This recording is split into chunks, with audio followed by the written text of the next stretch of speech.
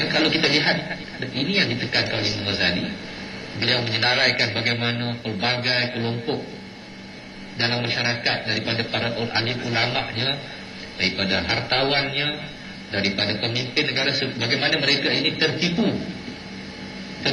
kerana lemahnya kualiti kerohanian yang ada dalam diri mereka, yang akhirnya menyebabkan mereka gagal untuk muncul sebagai generasi yang cemerlang. Jadi saya kira ini salah satu mesej yang sangat penting daripada legasi Imam Ghazali, iaitu pendidikan Islam, perubahan Islam itu harus mencakupi ke semua ketiga-tiga dimensi. Al-din itu seperti yang kita selalu dengar daripada hadis Jibril, iman, Islam dan ihsan itu. Kalau tidak, sebenarnya kita masih tidak serius tentang pendidikan Islam, kita tidak serius tentang perubahan Islam. Saya kira itu sedikit boleh menjawab soalan saudara kita tadi. Okay. Terima kasih Tuan Haji Yusri. Silakan Dr. Farid. Mungkin untuk menambah sedikitlah terhadap soal tadi. Kalau kita lihat Imam Al-Ghazali, dia ada menulis sebuah kitab yang bertajuk At-Tibrul Masbuk fi Nasihatul Muluk, dan buku itu memang khusus untuk memberi nasihat kepada para pemerintah yang ada pada zamannya.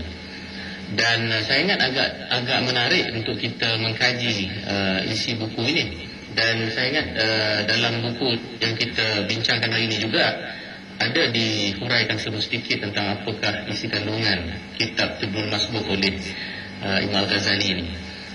Yang saya ingat apa yang dihuraikan oleh Imam Al-Ghazali, peringkat awal itu penting. Karena peringkat awal buku itu Imam Al-Ghazali mengatakan bahawa kepada golongan pemerintah ini, mereka harus sedar dan mereka harus faham dengan mendalam tentang kekuasaan Allah Subhanahu wa taala, kekuasaan Tuhan. Agak menarik, Al-Ghazali memulakan kitab tentang siasah dengan akidah, dengan meletakkan dasar-dasar akidah yang kuat. Kenapa? Kerana Imam Ghazali mengatakan bahawa pemerintahan ini dia tidak lain berkaitan dengan hal-hal kekuasaan, kuasa. Dan kata Imam Ghazali, kuasa ini yang mutlaknya adalah milik Allah Subhanahu wa taala. Secara mutlaknya milik Allah. Dan Allah memberikan sedikit sahaja, kata Imam Ghazali, sedikit sahaja satu titis kecil saja daripada kuasa yang besar itu untuk diberi kepada manusia sebagai khalifah di atas muka bumi ini.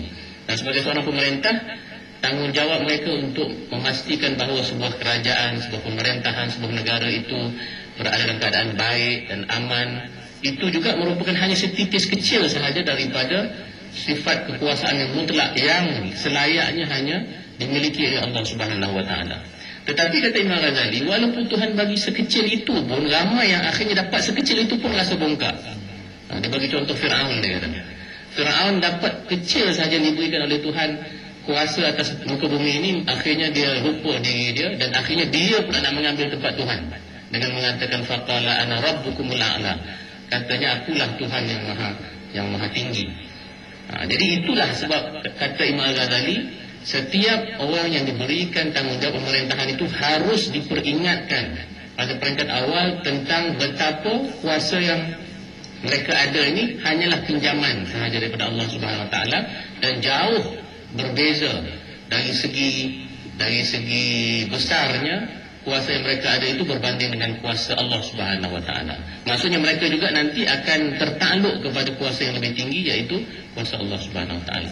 Jadi saya ingat itu merupakan satu nasihat penting yang kalau benar-benar difahami oleh setiap orang-orang yang memerintah, termasuklah orang yang ada pada hari ini, kalau kita nak belajar daripada Imam Ghazali punya teori politik ini, maknanya kalau kita sedar tentang kekuasaan Tuhan yang memberikan kita tanggungjawab dan amanah kekuasaan ini, sudah pastilah seorang pemerintah itu akan sentiasa rasa rendah diri, akan sentiasa saja meletakkan dirinya di tempatnya yang betul dan benar, sebagaimana yang ditunjukkan oleh Khalifah Ar-Rashidun, Khulafa Ar-Rashidun yang empat itu. Betapa mereka bila diberi tanggungjawab itu, mereka merasa rendah diri, mereka minta supaya dinasihati, dibetulkan sekiranya kebersalah. Itu satu. Kemudian ada soalan tadi juga menyebut tentang persoalan kita ni mempunyai bangsa dan kaum yang berbagai. Macam mana nak guna ni? Saya rasa masih relevan lagi akidah itu, sebab secara umumnya walaupun kita punya kepelbagaian agama, tapi semua agama mengiktiraf ketuhanan ini. Paling tidak semua agama mengiktiraf adanya Tuhan. Dan seharusnya aspek ketuhanan itu dalam setiap agama itu dipertekankan. Masalah kita sekarang ni, ada agama, ada kaum-kaum yang mereka sendiri tidak menghayati agama mereka. Mereka sendiri sekular dari segi berfikir dalam konteks pemerintahan.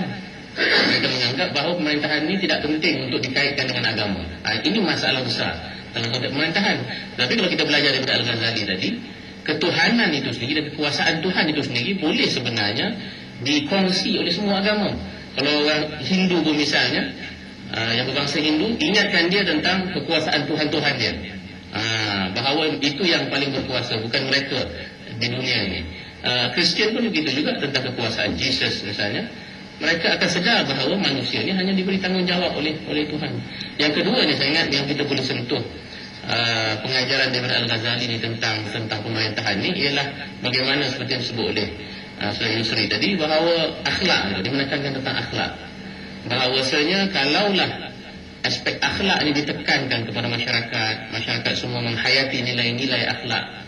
Sama ada kalau Islam, nilai-nilai akhlak yang diajar dalam tasawuf ke, dalam bidang akhlak, ataupun dalam agama-agama lain juga menekankan nilai-nilai murni misalnya, sudah pastilah apa sahaja bentuk pemerintahan itu paling tidak masyarakat itu terdidik dengan nilai-nilai yang baik. Maka tidak akan berlakulah nantinya fitnah, tidak akan berlakulah perpecahan di kalangan masyarakat, dan akan berlaku satu keharmonian dalam masyarakat yang diasaskan dengan akhlak dan agama tadi. Terima kasih Dr. Farid atas penjelasan pada soalan pertama. Saya kira ada lagi soalan kedua. Assalamualaikum warahmatullahi wabarakatuh. Yang bahagia pengusi dan ahli panel, saya Muhammad Raimi Ibrahim. Saya ingin bertanya sedikit. Kita membicarakan tentang pembinaan generasi yang unggul, yang berkualiti, mengambil iktibar dari pembinaan generasi Salahuddin. Tetapi apabila kita melihat realiti belia remaja dan generasi muda kita di Malaysia pada hari ini, umumnya yang ditonjolkan ialah masalah sosial, ketidakberdayaan dan kelemahan generasi muda. Dan pagi ini di Radio IKIM ada dibincangkan cadangan disebabkan gawatnya masalah belia ni. Ada cadangan sebagai Kementerian Belia dan Sukan itu dipisahkan supaya ditubuhkan Kementerian Belia saja, khas untuk menangani masalah-masalah belia dan generasi muda.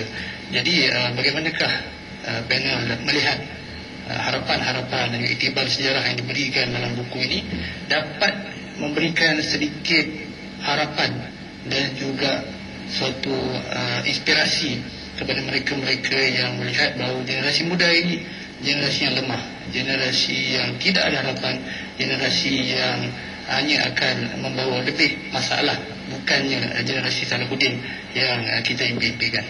Okay.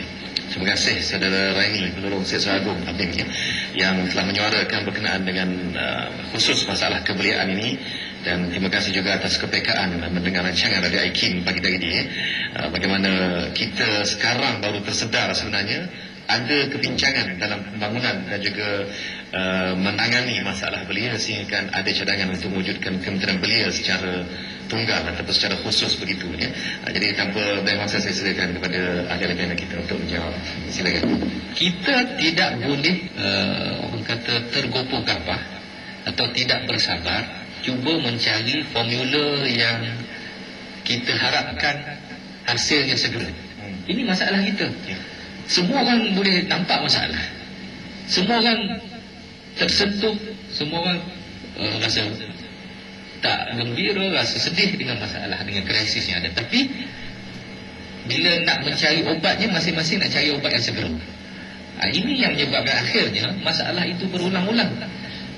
Contohnya generasi remaja tadi. Kita kalau melihat mesej-mesej dalam buku ini, kita tidak boleh melihat generasi muda sebagai terpisah daripada masyarakat itu yang masyarakat yang lebih besar.